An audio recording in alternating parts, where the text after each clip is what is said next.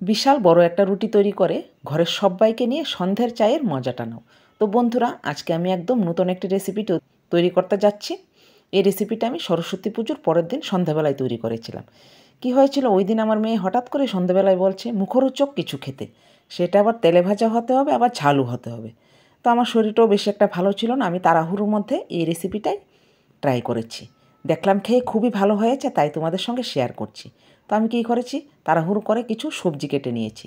গাজর কুচি, টমেটো কুচি, পেঁয়াজ কুচি, ধনেপাতা কুচি, কাঁচামরিচ কুচি, দিয়ে দিয়েছি চিলি ফ্লেক্স, স্বাদ অনুযায়ী লবণ দিয়ে আমি সবজির সঙ্গে লবণটাকে ভালো করে মিশিয়ে নিচ্ছি। এখানে তোমরা তোমাদের ঘরে যে রকম সবজি থাকে ওইটা ব্যবহার করতে পারবে। আমার ঘরে গাজর টমেটো ছিল, যদি ক্যাপসিকাম ফুলকপি থাকতো, বাঁধাকপি থাকতো, ওইগুলোও দেওয়া যেত। লবণটাকে আমি সবজির সঙ্গে ভালো করে মিশিয়ে এখানে আমি 2টো ডিম ভেঙে দিয়ে দিচ্ছি। তোমরা যদি আরও সবজি বেশি নাও তাহলে ডিমের পরিমাণটাও বাড়িয়ে নিতে পারো। ডিম 2টো ভেঙে চামচটা দিয়ে আমি 2টো ডিমকে সমস্ত সবজির সঙ্গে ভালো করে এইভাবে মিশিয়ে নিচ্ছি। ভালো করে মিশাতে হবে যাতে সব সবজির সঙ্গে ডিমগুলি ভালো করে লেগে যায়, তাহলেই টিফিনটা খুব সুন্দর তৈরি হবে। আর এইভাবে তৈরি করে কিন্তু তোমরা বাচ্চাদের স্কুলের টিফিনেও দিতে পারো, তবে ঝালটা একটু কমিয়ে দেবে। তো বন্ধুরা, আজকে আমার এই রেসিপিতে যদি কেউ নতুন এসে থাকো তাহলে আমার চ্যানেলটাকে সাবস্ক্রাইব করে আমার পাশে থেকো। আর এই রেসিপিটা দেখার শুরুতেই একটি লাইক করে পুরো রেসিপিটা দেখতে থাকো। দেখো, আমার ঘরে আটা মাখা ছিল।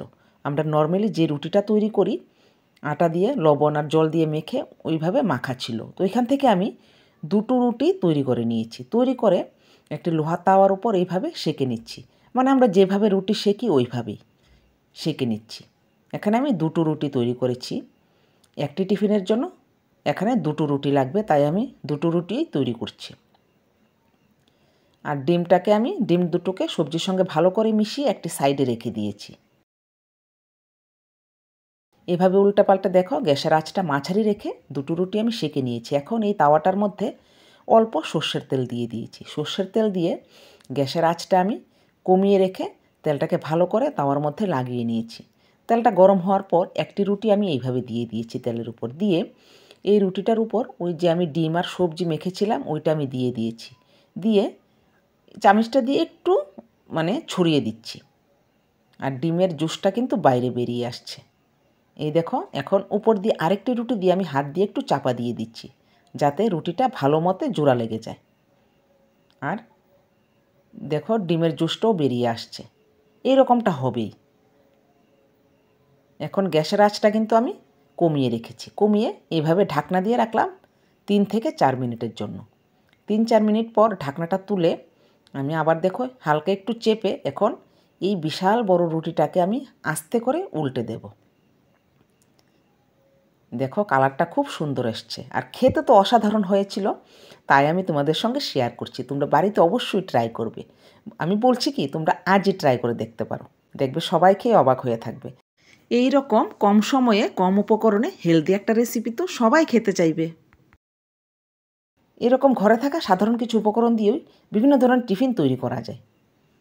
দেখো, আবার আমি 2-3 মিনিটের জন্য ঢাকনা দিয়ে রেখেছিলাম। ঢাকনাটা দিয়ে এখন ঢাকনাটা তুলে আমি আবার এই রুটিটাকে উল্টে নেব। আর দেখো, এখন চাপ দিচ্ছি, ভিতর থেকে কিন্তু ডিমের কোনো জুস বেরোচ্ছে না, তার মানে ডিমটাও ভিতরে সিদ্ধ হয়ে ফুলে গেছে।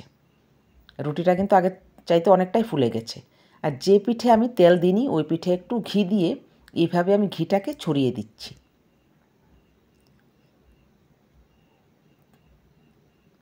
এইভাবে পুরোটা রুটির গায়ে কিন্তু ঘিটাকে ভালো মতে লাগিয়ে নিতে হবে। লাগিয়ে দেখো, এখন আমি আবার উল্টে দিচ্ছি। উল্টে এখন 2 মিনিট রাখবো, আর ঢাকনা দেব না। 2 মিনিট পর পুরোপুরি রুটিটা কিন্তু রেডি হয়ে গেছে। এখন আমি গ্যাসটা কিন্তু বন্ধ করে দিয়েছি। দেখো, এরকম একটা বিশাল বড় রুটি তৈরি করে কিন্তু ঘরের সবাইকে নিয়ে খুব মজা করে সন্ধ্যের চায়ের সঙ্গে খেতে পারবে। খুব সুন্দর। তো এইভাবে বাড়িতে তৈরি করো। আর আমার চ্যানেলটাকে যদি তোমরা সাবস্ক্রাইব করে রাখো তাহলে এমন আরও নতুন নতুন রেসিপি তোমরা পেয়ে যাবে। দেখো, রুটিটা কিন্তু আগের চাইতে অনেকটাই ফুলে গেছে। ওই ডিমটা দেওয়ার কারণেই কিন্তু রুটিটা এরকম ফুলে গেছে। এখন আমি একটি ছুরি দিয়ে পিস পিস করে কেটে নেব। কেটে না নিলে তো খাওয়াও যাবে না। আমি এখানে 4 পিস করব। দেখো এই ছুরিটা দিয়ে আমি এখন পিস করে কেটে নিচ্ছি। তো বন্ধুরা আবারও বলছি, আমার চ্যানেলটাকে সাবস্ক্রাইব করে আমার পাশে থাকো, আর এই সুন্দর রেসিপিটার জন্য অবশ্যই একটি লাইক করে দিও। তো বন্ধুরা তৈরি হয়ে গেল না খুব কম সময়ের মধ্যেই ঘরে থাকা কিছু উপকরণ দিয়েই মজার একটি টিফিন। অবশ্যই এভাবে তোমরা বাড়িতে ট্রাই করো। আর হয়তো তোমরা ভাবতে পারো ভিতরের যে সবজিটা ওইটা কি কাঁচা রয়েছে কি না। একদমই কাঁচা থাকবে না, আমি তোমাদেরকে এক্ষুনি দেখিয়ে দিচ্ছি।